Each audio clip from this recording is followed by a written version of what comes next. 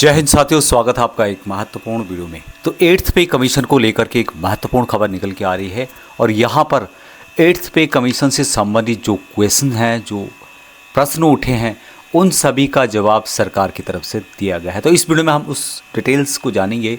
आप पहली बार इस चैनल में विजिट कर रहे हैं तो सब्सक्राइब जरूर कीजिएगा, आपको इस तरह के अपडेट कंटिन्यू मिलते रहेंगे। तो यहाँ पे आप देख पा होंगे, वित्त मंत्रालय व्यय विभाग लोकसभा की तरफ से खबर है और लिखित प्रश्न पूछे गए थे। क्वेश्चन नंबर है 1347, 8 दिसंबर 2025 की खबर है। 8वें वेतन आयोग का कार्यान्वयन, और यहाँ पर माननीय 4 सांसदों के द्वारा सरकार से प्रश्न पूछे गए थे। श्री N.K. प्रेमचंद्रन, दूसरा है श्री तमिल सेल्वन थंगा, तीसरा है डॉक्टर गणपति राजकुमार पी और श्री धर्मेंद्र यादव। ये सांसद थे जिन्होंने सरकार से 8th पे कमीशन से रिलेटेड कुछ क्वेश्चन पूछे थे, जो कि कर्मचारी संगठनों के रहे हैं, पेंशनर संगठन के रहे हैं। यहाँ पे क्वेश्चन था कि क्या वित्त मंत्री यहाँ बताने की कृपा करेंगे। पहला क्वेश्चन था कि क्या सरकार का विचार 1/1/2026 से 8वें वेतन आयोग को लागू करने का है, और यदि हाँ तो तत्संबंधी ब्यौरा क्या है और इस संबंध में क्या कार्रवाई की गई है।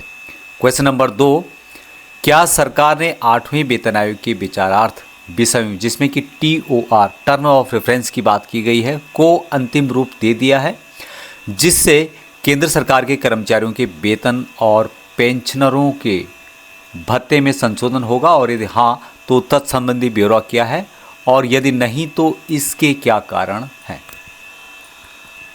तीसरा नंबर क्वेश्चन था कि क्या सरकार का विचार 2026-27 के बजट में 8वें वेतन आयोग को लागू करने के लिए धनराशि आवंटित करने का है, और यदि हाँ तो संबंधी ब्यौरा क्या है और इस संबंध में की गई कार्रवाई क्या है, तथा सरकारी खजाने पर कुल कितना व्यय होने की संभावना है।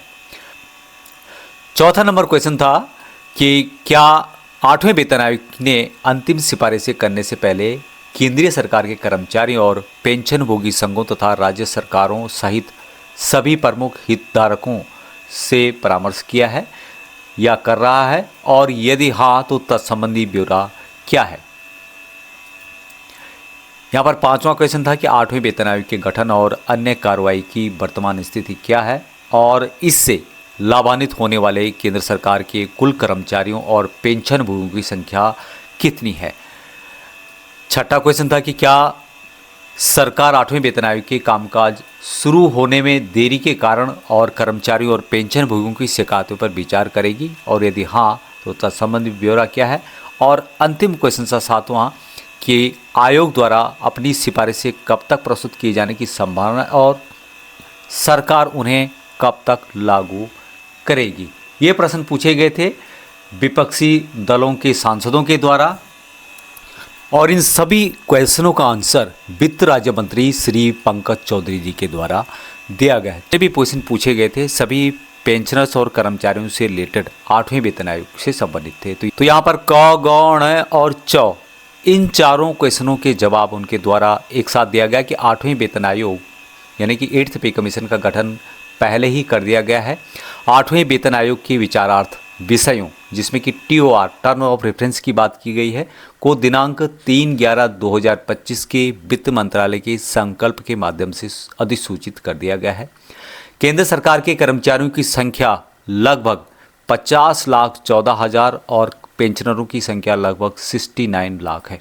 8वें वेतन आयोग के लागू होने की तारीख का निर्णय सरकार द्वारा लिया जाएगा, यानी कि सरकार के द्वारा 8वें वेतन आयोग कब से लागू होगा उसकी तारीख सरकार के द्वारा घोषित की जाएगी, सरकार उसका निर्णय लेगी। यानी कि अभी तक जो 1/1/2026 की बात की जा रही थी वह सही नहीं है, बल्कि सरकार इस पर निर्णय करेगी।